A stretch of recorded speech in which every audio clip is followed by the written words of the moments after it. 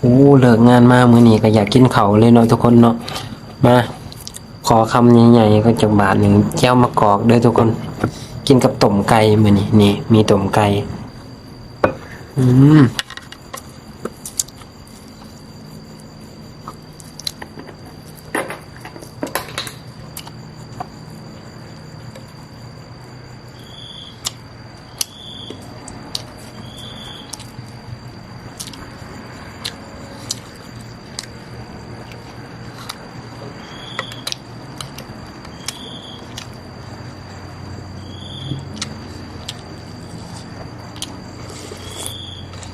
สดต้มไก่ฮ้อน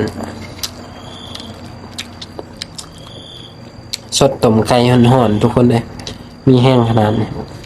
ต้มไก่กับแจ่วมะกอก